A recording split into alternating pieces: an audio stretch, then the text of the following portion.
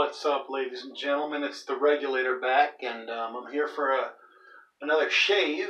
And this time I wanted to show you how we can shave with the brush, but no bowl. So sometimes you're somewhere where maybe it's not convenient or practical to bring a bowl with you. And while obviously the best shave is working up a lather in a bowl, sometimes it's nice to be able to just take if you don't want to use the shaving cream from a can, which, you know, it works. It's what I used for most of my life up until about a year ago. But if you want to get this experience, but you can't really bring the bowl, it's not practical again. So I wanted to show you how to do that. So I occasionally will do this when I'm in a rush. I just put some right in there, and maybe you make a little spot for it and kind of work it in there. Kind of put just a little bit. You don't need a ton. Lost a little bit there. And down inside there. And I've already warmed my face up with a hot washcloth, and I've already put on some pre-shave scrub or pre-shave, what do they call it, cream. Using the Perazzo green with the menthol, and so I ran my brush under hot water for, maybe 15-20 seconds, let it get completely soaked. Now I've got and I shook off the excess, and I've got the shaving cream there. And now what I've noticed when I do this is I get a really good lather, but the second pass is always a lot better, because by that time the cream in the brush has really worked into a lather. What would have happened after doing about 30 seconds to a minute of really working it around in a bowl, you're doing that on your face here, and as you can see, I'm getting a really good lather even on this first pass, and this is going to be plenty for me to do a good first pass. And as you can also see, I've grown back my mustache. I was a little bit, I was brought to the woodshed about that by Madamsley, I think is how it's pronounced, on my YouTube channel. And he was very disappointed that I had shaved it. And quite frankly, usually the day after I've shaved my mustache, I experienced a great deal of regret myself, and to have somebody pour on the shame from the outside was almost more than I could bear. So here I am with the mustache almost back to its former glory, with some matching pork chop sideburns, and I've really enjoyed allowing those to grow and expressing myself like a Civil War general. Take a look at that. Look at that. We worked that up just on my face, and it does help, actually, I find, when you have quite a bit of stubble. The thicker the stubble, the better a lather you can work up. But look at all that just by working up on my face. I didn't use the bowl at all, and I will have plenty for a second and third pass if I were to choose. I'll probably just do two today. I've got my Rockwell 6S, and I've got it on a 4 right now. I probably should have put the 6 on there, because got a little bit of a thicker beard today, but the 4 will do just fine. I find that if I don't feel like switching it, the 4 is a great plate for just kind of, if I don't have much of a beard, if I have a little bit heavier beard, it works for all of it. And by the time, again, I do my second pass, I have no issues at all. As you can see, it's cutting through just fine. I'm working with a feather blade. I believe this is my second shave with it, and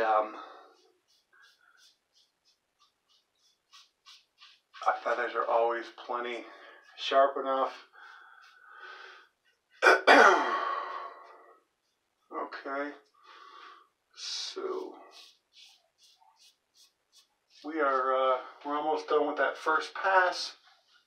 And what I find with my sideburns is the most important thing is on that first pass, getting a straight line here across the bottom. Sometimes I do better than others. I went too far down this way at one point. I'm trying to grow them back because I like that clean diagonal cut there, and I went down and over. I really messed things up. But the nice thing about that is as they grow in, they really hide a lot of the blemishes that mistakes you've made in shaving as the hair grows over those parts. Okay, so I like to. Yes, sir. Yeah, go ahead. One more. I like to connect them here, but I like to have it real thin here so it doesn't take away from the handlebar mustache. I don't want that to just blend right into the background. I want that to stand out a bit. Okay, so what I usually do here is on the first pass, I kind of try to shape the sideburns and try to make sure I haven't left anything, and get that straight line across the bottom here, and across the bottom here on the right side. But the hardest part is right here. Getting that without going too far, without taking off anything that I've worked hard to grow. Okay, so I think we've successfully gotten through the first pass with no nicks. I think we've got everything pretty clean here. So I'm going to rinse off.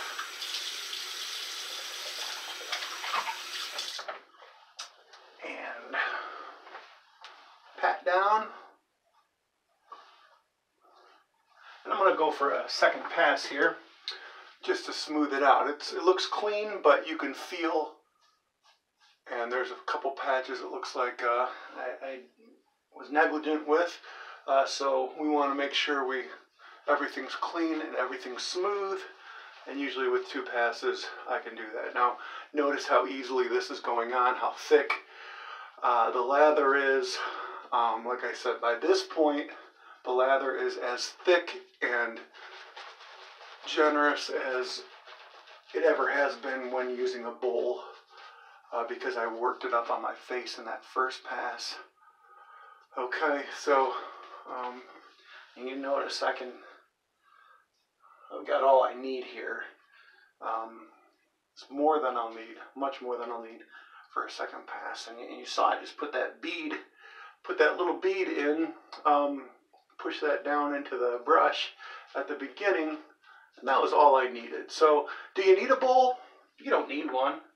I think it's the best shaving experience to have one, but you know, if you're in a hurry and you don't want to, if you want to skip one step, sitting there with the bowl working up a lather, you can do it. You can just put the cream directly on the brush and work up a lather. Some people might say don't, but I just showed you that you can. I did, and the sky didn't fall. I worked up a good lather. It's so far been a very enjoyable shave. Although, to be fair, wet shaving like this, all shaves are very enjoyable, unless I'm really careless. And so if you notice on this one, now that I've struck those lines, I'm kind of going cross grain. I don't usually need to go against the grain unless I really, really want to be smooth. And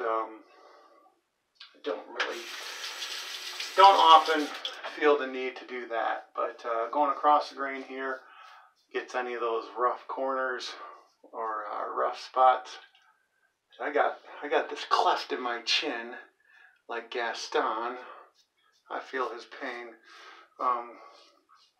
But you know, if you don't go crossways with it, you'll always leave just a little bit of stubble in between, which kind of highlights looks like it's a deeper cleft because of the shadow. It looks like it's a shadow, but you know, maybe you want that. Okay, almost done here. Okay, so now, all right, let me.